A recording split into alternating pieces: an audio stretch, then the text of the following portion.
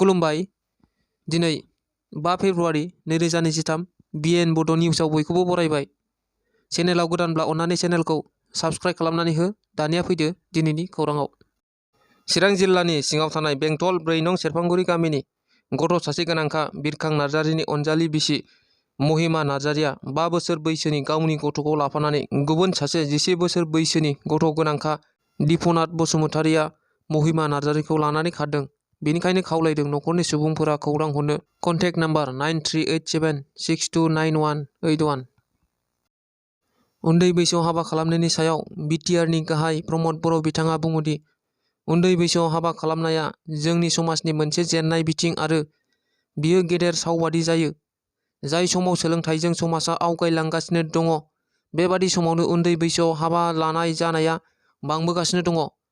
बिनि सायाव हाबा मावनो थाखाय गासै समाजारि गौथुम, माहारियारि गौथुम, NGO बायदिफोरनि मददजों माखासे बिथांखिनि गेजेरजों हाबा मावगोन।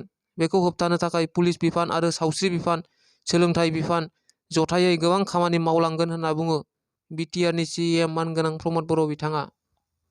नंखाय इनकाम सार्टिफिकेट बानायनायनि दायाव पुलिसआ हमो। हमजानाय सुबुङा बङाइगाव जिल्लानि अबायपुरियाव रेभिनिउ सार्कोल अफिसाव जमा होदोंमोन। बिनि उनाव रेभिनिउ सार्कोल अफिसनि सासे मावख'गिरिया इनकाम सार्टिफिकेटखौ नंखाय होनना बुङो आरो लोगो लोगोनो पुलिसनो खौरां हरो। खौरां हरनाय लोगो लोगोनो पुलिसआ फैनानै बिथांखौ हमो।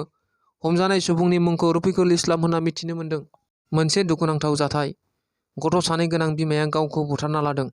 मिथिनो मोननाय बादिब्ला बे जाथाया मैया आसामनि सिङाव थानाय मानकासाराव कुसुम बेगम मुंनि 23 बोसोर बैसोनि बे आइजोआ गावखौ उन्दै बैसोआव हाबा होनायनि थाखाय गावनि बिफा आरो बिमाखौ पुलिसजों हमजानो गिनानै गावखौ बुथारना लादों होनना मिथिनो मोन्दों। मिथिनो मोननाय बादिब्ला बिफाया गावखौ 12 बोसोर बैसोआवनो मनज मिया मुंनि सासे हौवाजों हाबा हरदोंमोन, नाथाय बिनि फिसायआ COVID-19नि बेरामाव गोग्लैनानै थैदों होनना मिथिनो मोनो। आसाम सरकारनि उन्दै बैसोआव हाबा जानायखौ गोख्रों एक्सन लानायखौ बरायदों दुलाराय बर' फरायसा आफादनि गाहाय नेहाथारि कनिन्द्र बसुमतारी बिथाङा। खौरांगिरिफोरनि सिगाङाव बिथाङा बुङोदि उन्दै बैसोआव हाबा जानायनिफ्राय जानगाराव थानांगौ। जायफोरखौ हमना जेलाव हरदों, आसाम सरकारा गासै बिथिंखौ नोजोर बोनानै आसाम सरकारा बे खामानिखौ मावो जाहाथे बेखौ खावलायदों। बिथाङा बुंबावोदि एबसुआ उन्दै बैसोआव हाबा जानायनि सायाव गोबां समनिफ्रायनो खामानि मावबोदों। फैबाय थानाय समाव एबसुआ उन्दै बैसोआव हाबा जानायनि सायाव खामानि मावगोन होनना बुङो।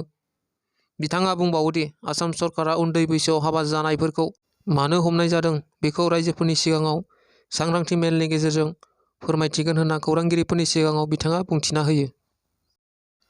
उन्दै बैसोआव हाबा जानायखौ होबथानो थाखाय आसामनि गिबि मन्थ्रिया फिसायफोरखौ हमनो फोसावनायाव दाय गैयैफोराबो हमजादों होनना बुङो। मानोना बेबादि जाथाया तामुलपुराव नुजाथिनाय नुनो मोन्दों। गुबुनफोरखौ हमना लाबोनाय बादिनो तामुलपुराव दिमप्ले गामिनि बिनय बसुमतारीखौबो हमनानै लाबोदों। नाथाय हमनानै लाबोजानाय बिनय बसुमतारीया फोरमायनाय बादिब्ला जुलि जानाय समाव गावनि बिसिया 19 बोसोर खावसे जाबायमोन। नाथाय मानो बेबादि हमना लाबोखो मिथिया होनना फोरमायो बिथाङा। भारतनि गाहाय मन्थ्रि नरेन्द्र मदि बिथाङा बुहुमनि गासै हादरफोरनि मादावनो नम्बर 1 मुंदांखा लिडार जानो हाबाय। बिथांखौ बुहुमनि मादावनो नम्बर 1 मुंदांखा लिडार होननानै ग्लबेल लिडार एप्रुभेल रेटिंसआ फोसावदों। बिथाङा मुंदांखा लिडार हिसाबै 78% रेटिंस मोननो हादों। मदि बिथाङा बुहुमखौनो कन्ट्रल खालामनो नाजाबोगासिनो दङ होनना बुहुमनि गासैबो लिडारफोरा मदि बिथांखौ मानिनो गोनां जादों होनना मिथिनो मोनो। दिनैनि खौराङा बेखिनियानो। गोजोन्थों।